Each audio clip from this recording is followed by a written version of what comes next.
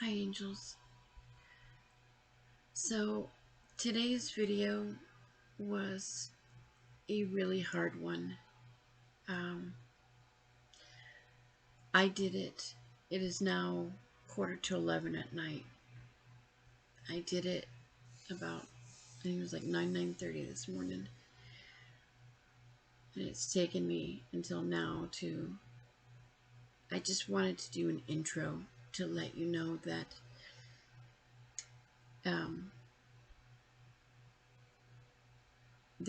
I'm putting up a huge disclaimer. This was very hard for me, and I got through it, but at the end, I couldn't go on. I usually like to end my video with talking, but I was too traumatized after telling you what happened when I was 16. That was my first rape. So I'm putting up a huge disclaimer that this is a huge trigger. This is for those of you who have been assaulted. This may be very hard for you to listen to. So if you don't think you can handle it, please don't watch it. I don't go into great detail, but it is enough that it's very triggering and it's very traumatizing. So just please watch with caution. And if you don't think you can handle it, please don't watch it. And as always, if you need anything, please message me anytime. Reach out to somebody. If you need me, my information is below. I can help you find services in your area, and I always leave phone numbers to some hotlines just in case. So thank you so much for being here, for your support, for allowing me to share my story with you. This is the second event I've shared with you. There are many more. Just bear with me. I'm trying the best I can to share with you. I just want to bring awareness and to let other women like me know that they are not alone, and that I will fight to the ends of the earth to put an end to sexual violence, whatever I have to do. So I hope you will, you may not like the video, but I hope you'll give it a like, that you'll subscribe and follow me on my journey to help support me so we can support each other, and especially share my video. The more people we share, the more we bring awareness, the better we can put an end to sexual violence. So thanks so much for watching. I love you. Morning angels. So it's not been a good morning. I usually, other than the last 2 days that I was in bed, yesterday morning was a good, it started off as a good morning, and I had a bad night, and just like I say every night, the next day it's going to be a brand new day. But 4:30 came around, and I just laid here and watched Evil Lives Here. The one thing I told you guys to never do is to wake up watching bad stuff. You should always watch something uplifting, which is why I almost always watch health and fitness videos or something inspirational. And it's one of my favorite shows. but I don't ever watch it in the morning, and I think it just fucked with my mood, because the one I watched was how a woman was kidnapped from her home, raped, and then set on fire. Of all fucking things for me to watch, that's what I watched this morning. So it's 9 o'clock and I have not left my bed yet. Aizen's out playing with his cars. I got my snuggles for the morning. But he did come in and tell me that I was off schedule because I haven't gone for my run yet. He takes such good care of me. It's not his job.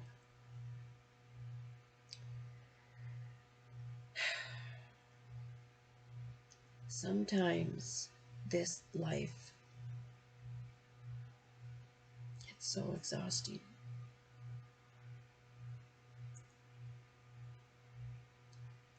I know when I get really, really tired. I know the difference between tired because I'm just tired from running around and working out and doing everything I have to do every day,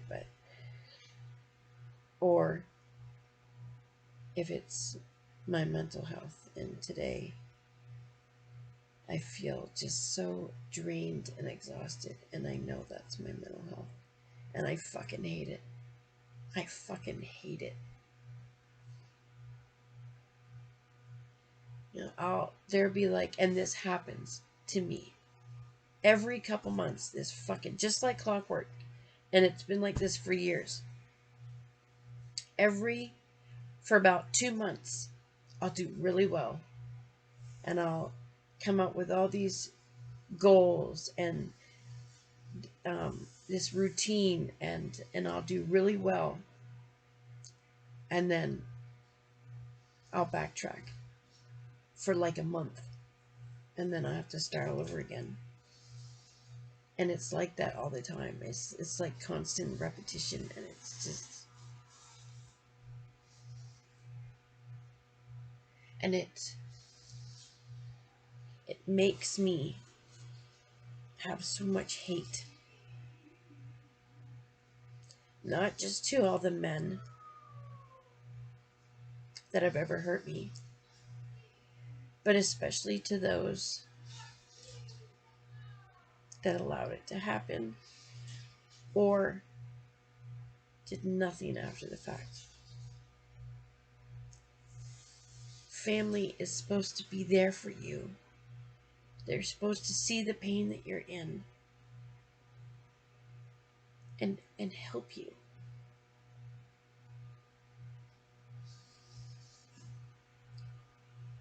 I could not bear to see somebody I care about in pain.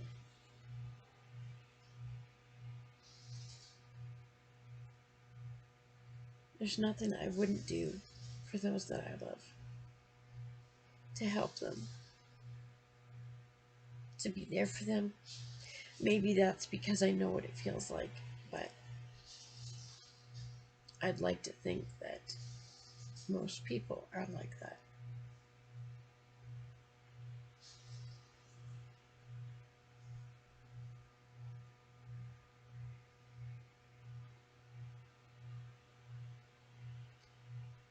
So I said in my last video that I would share with you today. This morning, I didn't know if I wanted to, but I'm in the place for it. I'm already in the mindset, so I might as well just... I already told you about the one when I was 6 years old.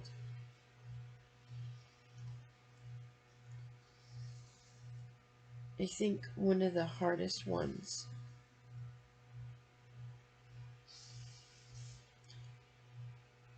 there's so many, But one of the hardest ones was when I was 16, and I had moved to Florida. We had already been in Florida. That's the one thing that, and I wrote it in my book. My timelines are really fucked up because I went back and forth between my mom and my dad so much that I have a hard time recollecting when. Like, I know I did a lot as a kid, and I know I know I did around this time. I just can't remember if I had just gotten back with my mother. I'm pretty sure that I did. I think I was just with my dad and ended up running away from home. And that's a whole other story in itself. But I think I had just moved back with my mom, and we were living in a place called Bradenton Beach on Anna Maria Island. And before I start this, I need a drink. Okay.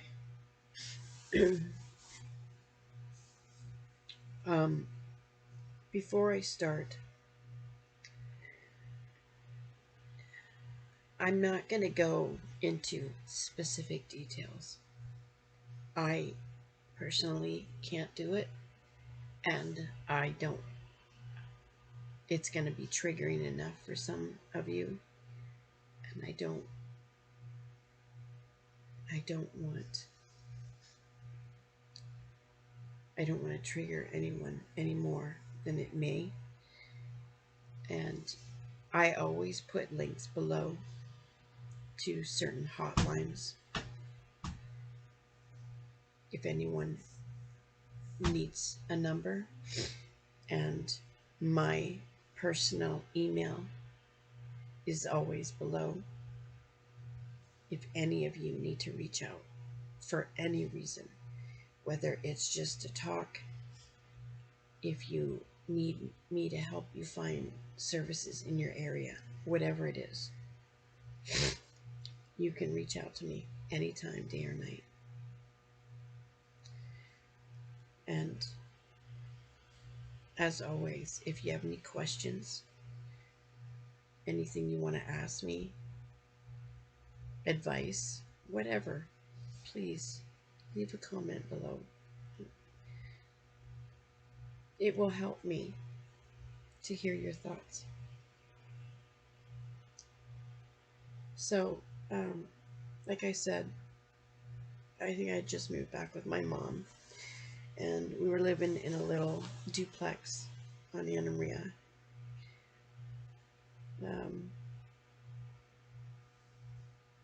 I really loved it there. So beautiful. We were literally right down the street from the beach. And my mother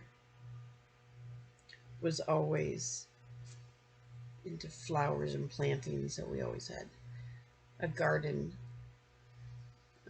And like, this is the duplex, and here's our driveway, and at the side is where you walk into my house, and it's a little gate there that you walk through, and you walk down a little path to our side door. And never failed, if my mother wasn't working, she was always out there topless getting her tan. Now she has skin cancer. Gee, I wonder why. It's all she ever did was lay out in the sun. Anyways, and it was back then, even in Florida, it was pretty safe. There was, we were all hippies and just hanging out and, smoking pot and drinking and partying, and nobody ever hurt anybody. There was never fights, not even at the parties. It was very rare. Not like it is today, you know. There was never a bunch of fucking egos. You know, we were just all peace and love. That's really what it was. So we always left, my mother always left the door open. It wasn't just unlocked, it was always open. And she didn't believe in air conditioning. So it was always hot as fuck in our house. And humid as hell. For anybody that's ever been to Florida, you know how humid it is. So she had already gone to work. She had her own cleaning company. And I had just woken up. I think it was like 9 o'clock in the morning or something. And I was wearing a t-shirt and underwear. That was it. Feeling safe in my own home. I went and laid on the couch. My bedroom was in the back, last door on the left. And we walked down the hall, and the couch is right here. And this is the door, the side door you come in. So my head is right by the door. So I'm laying there watching TV. And I heard the gate door open. And somebody walking up. And I just assumed it was nobody ever came by there.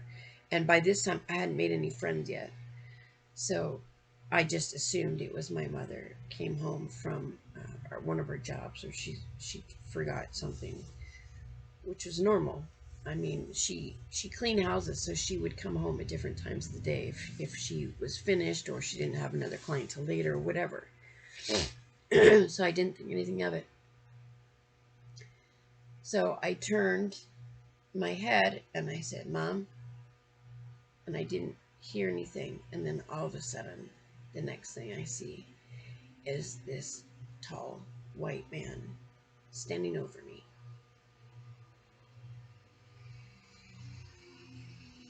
Of course, I was scared, but I didn't know what I thought. I thought that he looked familiar. So I was scared, but I wasn't too scared. I think for me, I would be more scared than most because I didn't like men at this point. I had already had a lifetime of sexual abuse. No words were spoken. He didn't say anything to me. He just picked me up and started carrying me back to the room. And that's when my fear really escalated. By this time, I knew he could feel me shaking. I'm shaking now.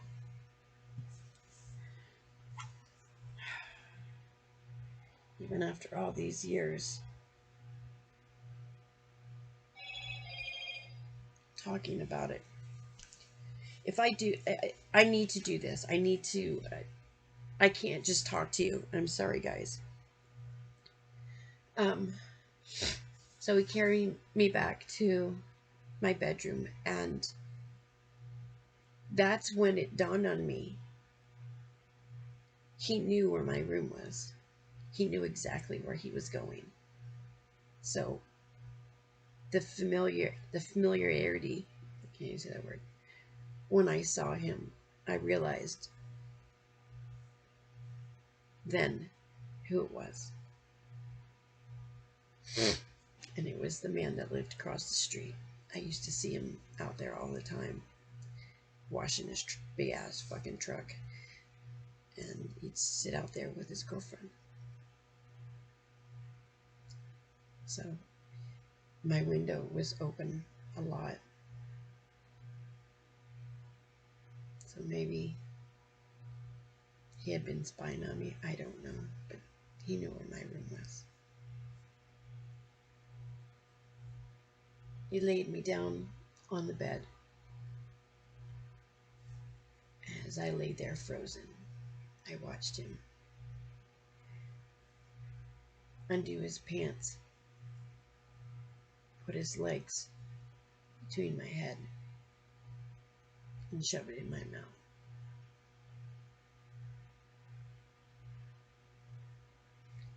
her choking and gagging. And when it was over, I was glad that it was finally over. I just wanted him out of my house. But to my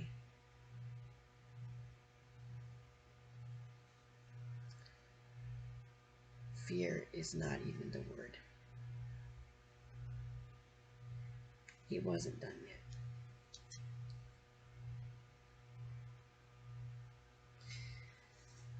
He raped me. And no, I'm not going into detail. I'd never been at that point. That was probably the worst pain I'd ever felt in my life.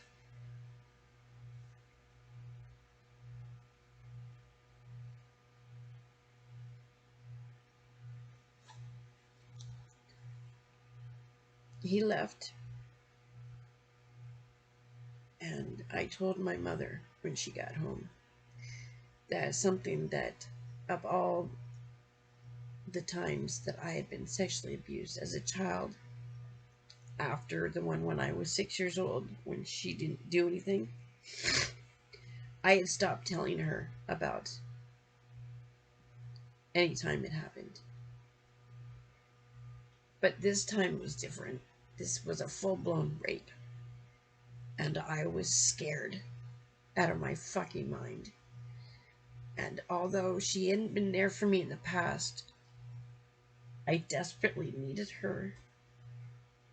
I desperately needed her for once to be there.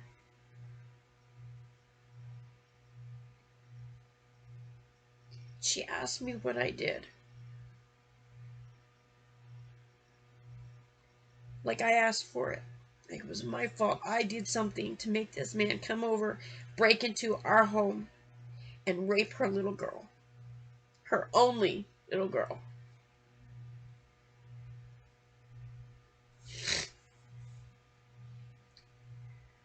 The next day, that man actually had the fucking balls to send me a dozen roses.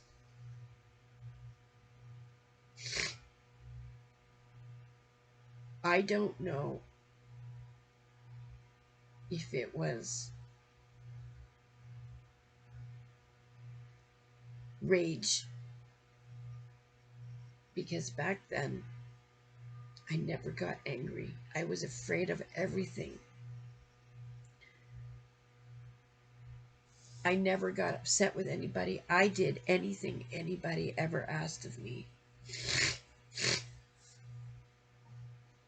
So why I went over to his house that day to confront him, that's something I would have never done. And I don't know why I did it. I really don't. But I had to know why. I had been abused so many times throughout my life up to this point. I wanted to know what it was about me. I never had boyfriends. I never had boys like me. I was never developed. I was never mature. Boys never wanted anything to do with me. All my friends had boyfriends, but I don't know if they could smell the taint on me. The shame, I don't know. But I had to know why. Why it kept happening.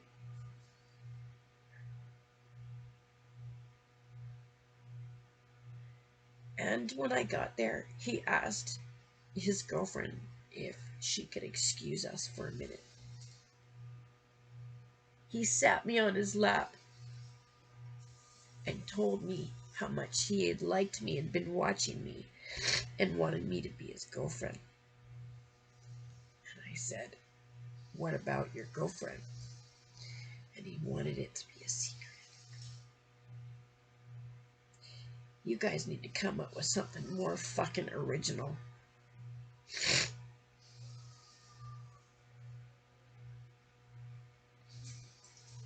It took everything I had not to throw up. I felt so sick. I just ran out of there. His girlfriend saw me run out of there crying, and did nothing.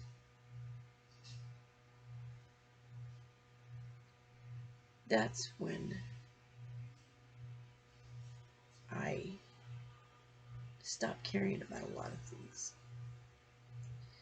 I became promiscuous. I just gave boys what they wanted. That's all they ever wanted. And if it meant getting some kind of affection from somebody, even for a moment,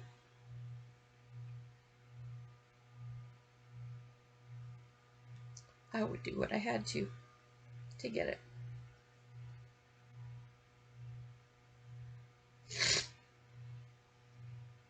Until I met my first husband. It wasn't long after this. It was maybe a few months. Not even. It wasn't long. And